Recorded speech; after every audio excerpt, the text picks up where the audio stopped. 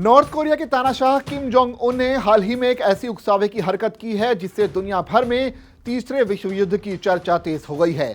Ukraine के राष्ट्रपति Vladimir Zelensky ने इसे तीसरे विश्व युद्ध का पहला स्टेप बताया है। दरअसल नॉर्थ कोरिया ने यूक्रेन से लड़ने के लिए रूस में अपने 12,000 सैनिकों को भेज दिया है। इस खबर से यूक्रेन से लेकर पूरे यूरोप में हड़कंप मचा हुआ है।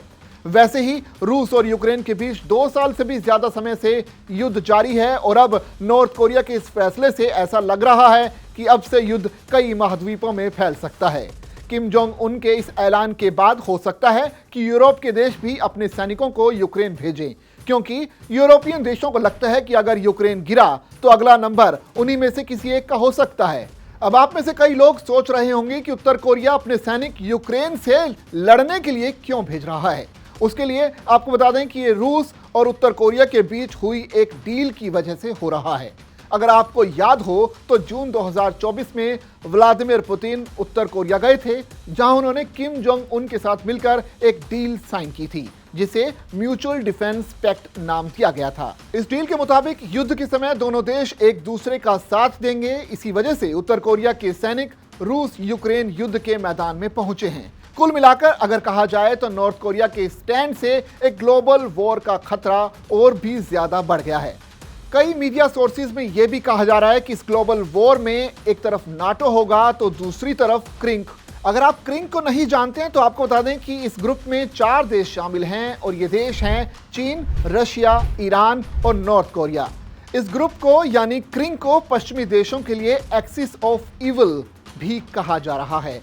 क्रिंक के 2 देश यानी रूस और ईरान पहले से एक मेजर कॉन्फ्लिक्ट में पड़े हुए हैं और अब उत्तर कोरिया द्वारा रूस को सैनिक भेजना चिंता जरूर खड़ी करता है। अगर ईरान की बात करें तो ईरान पर इजराइल के बड़े हमले का खतरा मंडरा रहा है।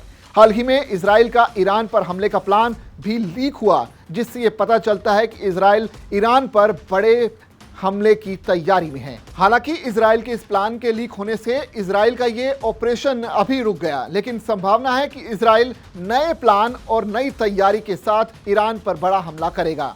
रूस ने ईरान में हथियार भी भेजने शुरू कर दिए हैं और इजराइल के हमलों से ईरान को बचाने के लिए S-400 भी तैनात कर दिया गया है। अब आपको बताते हैं कि भारत दुनिया भर में हो रहे इन विवादों को कैसे देखता है। हाल ही में भारत के प्रधानमंत्री नरेंद्र मोदी ने इस मामले पर कहा कि दुनिया भर में हो रहे कॉन्फ्लिक्ट्स ग्लोबल समिट और सेमिनार्स में विषय बन गए हैं। पीएम मोदी ने कहा कि आज जब इस दुनिया में चर्चा का विषय चिंता है तो वहीं भारत में भारत की शताब्दी की चर्चा हो रही है। पीएम मोदी ने कहा कि दुनिया में उथल पुथल के बीच भारत उम्मीद की किरण बना हुआ है। जब दुनिया चिंता में डूबी हुई है तब भारत आशा का संचार कर रहा है। पीएम मोदी ने इसके साथ ही कहा कि ऐसा नहीं है कि दुनिया में हो रही इस उथल पुथल का असर भारत पर नहीं पड़ रहा है, इसका असर भारत पर भी देखने को मिल रहा है। पीएम मोदी का यह बयान आप भी स्क्रीन पर सुन सकते हैं। साथियों, हम बीते 4-5 साल के कालखंड को देखें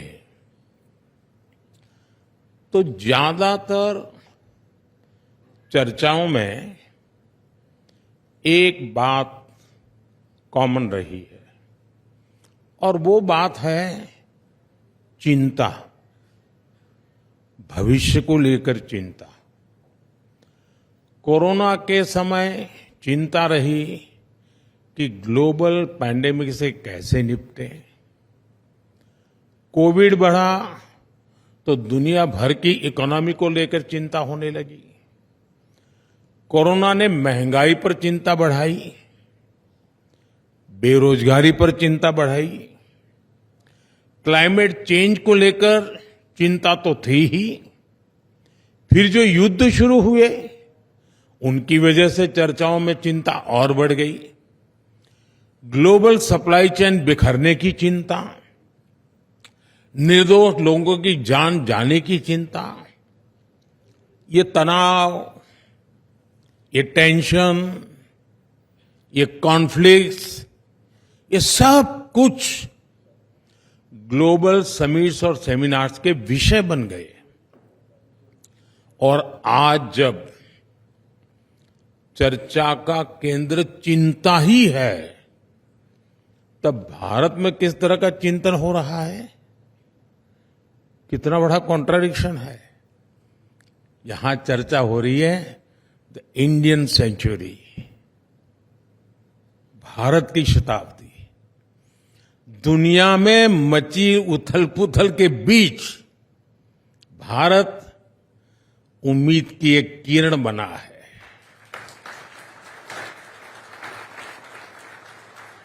जब दुनिया चिंता में डूबी है, तब भारत आशा का संचार कर रहा है। और ऐसा नहीं कि ग्लोबल सिचुएशन से हमें फर्क नहीं पड़ता, हमें फर्क पड़ता है।